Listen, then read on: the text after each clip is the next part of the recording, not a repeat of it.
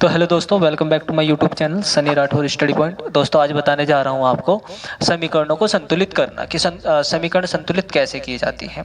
10th class का पहला chapter है साइंस में, उसके ही कुछ पोर्शन है ये जिसमें समीकरणों को संतुलित करना बताया जाएगा आपको। इसे बताने से पहले मैं आपको ये बताने की कोशिश करूंगा क्योंकि ये थोड़ा आसान है समझना, ये और ये।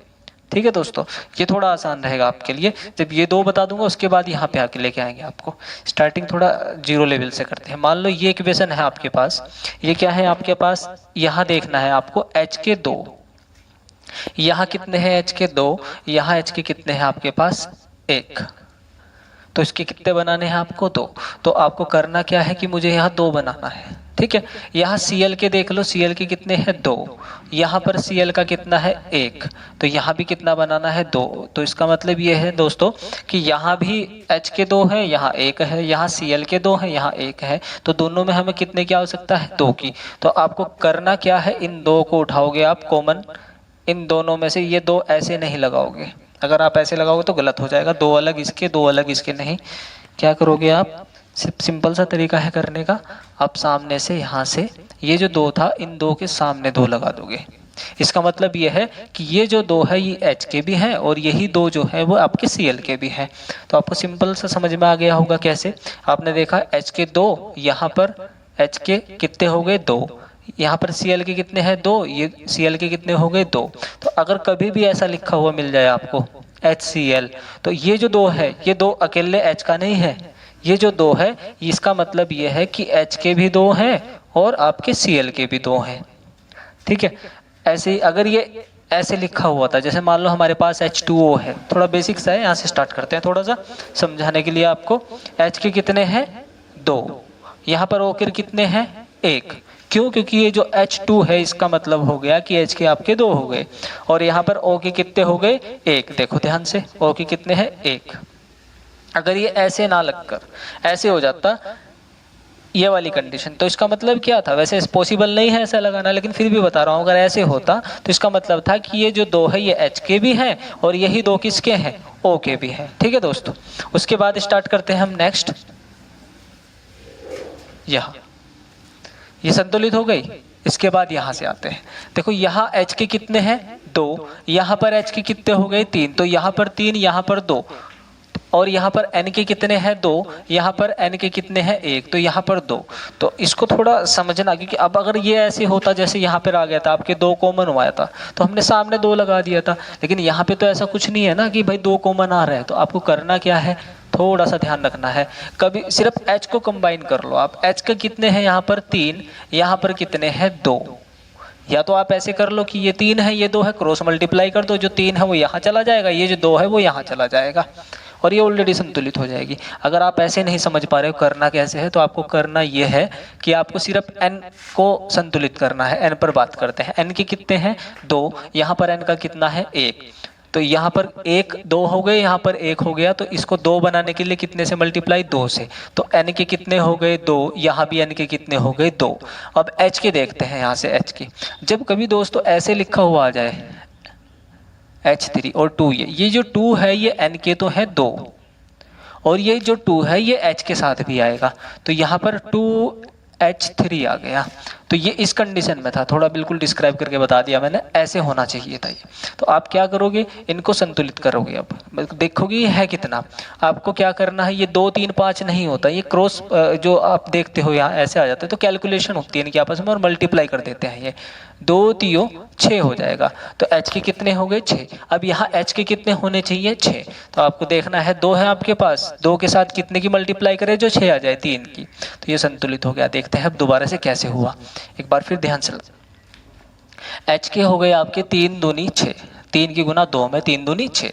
यहाँ से देखते हैं H के 2 3 6 हो गए। N के देखते हैं कितने 2, यहाँ भी N के कितने हो गए 2।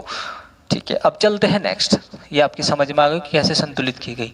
पहले किस फॉर्म में थी, इस फॉर्म में ऐसे। अब संतुलित कैसे हुई वो यहाँ बता देता हूँ एक बार फिर से कि कैसे हुई। ये इस फॉर्म में थी, ये करना क्या है, H के 2, यहाँ पर 3, 2 सामने लगा दिया, और जैसे 2 सामने लगाए तो 3 दूनी 6 हो गए H के, लेकिन यहाँ पर कितने रहे 2, तो 3 सामने लगा दिया, यहाँ भी कितने हो गए 6। N के देखते हैं, N के कितने हैं 2, यहाँ N के कितने हैं 2, ये संतुलित हो गई। इससे पहले इस पे चलते यहाँ क्या था, आपको सिंपल सा करना था, यहाँ पे ये पहली फॉर्म इसकी ऐसे बनी हुई होगी, और सेकंड फॉर्म कैसे बनी HCl, तो H के कितने हो गए 2, यहाँ पर H का कितना हो गया 1, Cl के कितने हो गए 2, यहाँ पर कितना हो गया 1, तो वही 2 सामने लग जाएगा। अब H के भी 2 हो गए और Cl के भी 2। अब चलते हैं हम इससे थोड़ा बड़े, इस पे इधर इस साइड चलते हैं, यहाँ से ध्यान से देखते हैं। C के कितने हैं 1, यहाँ पर C का कितना है 1, चलो C तो संतुलित हो गया, कि C को मैं तो कुछ ऐसा करना नहीं है कि हमको संतुलित करना पड़ेगा। H के देखने हैं, H के कितने हो गए यहाँ पर 4, यहाँ देखते चलते हैं, इधर तो कुछ नहीं है, नहीं है, एरो से इधर देखते हैं कितने हैं 2 दूनी 4, चलो जी H के भी 4 हो गए। अब चलते हैं हम किसके बाद O के पास, 2 दूनी 4, यहाँ पर देखते हैं कितने हो गए 2 ये और 2 ये मैंने अभी बताया था आपको क्या है, ये अगर सफिक्स में लगा होता है तो ये उसके है जिसके साथ सफिक्स में लगा, और ये अगर सामने लगा हो तो इसका मतलब ये जो 2 है ये इसका भी है और ये 2 O का भी है। तो O के यहाँ से कितने हो गए 2, और यहाँ से भी कितने हो गए 2, तो ये क्या है ऑलरेडी संतुलित दी हुई है। कभी कभी क्या करेगा बोर्ड पेपर के अंदर, आपको जब भी बोर्ड पेपर में ये क्वेश्चन आएंगे तो आपको 3 इक्वेशन देगा, 3 में से 2 संतुलित करनी होगी, 1 संतुलित पहले ही दे देगा।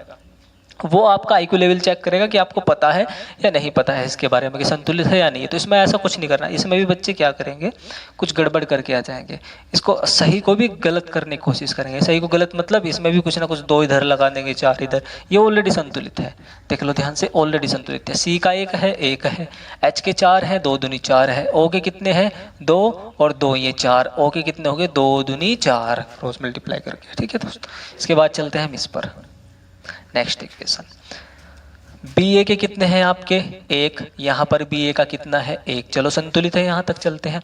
अब Cl के कितने हैं 2, यहाँ पर Cl कितना है 1। दोस्तों देखना क्या है, इस ये जो लगा हुआ है एरो आपका, ये जो एरो है इस एरो से इधर, ये अभी आपके क्या है अभिकारक। एक बार मैंने पहले वीडियो में आपको बताया था ये अभिकारक कहलाते हैं। ये आपके क्या हो गए उत्पाद जो बने हैं बाद में। तो इन उत्पाद मैंने एक दिन पहले आपको बताया भी होगा कि अभिकारक तत्वों का कुल द्रव्यमान उत्पाद तत्वों के कुल द्रव्यमान के बराबर होना चाहिए, तब ये समीकरण क्या हो जाती है संतुलित। तो वही देख रहे हैं हम, ये अभिकारक तत्वों में आपके BA के कितने हैं, देखना BA के कितने हैं 1, तो यहाँ पर भी BA के कितने हैं 1, यहाँ पर Cl के कितने हैं 2, लेकिन वहां पर कितने बने हुए हैं Cl के, वहां पर 1 बना हुआ है, इसका मतलब यहाँ 2 की आवश्यकता थी। और यहाँ पर H के कितने हैं 2, यहाँ पर कितना है 1, इसका मतलब यहाँ भी 2 की आवश्यकता थी।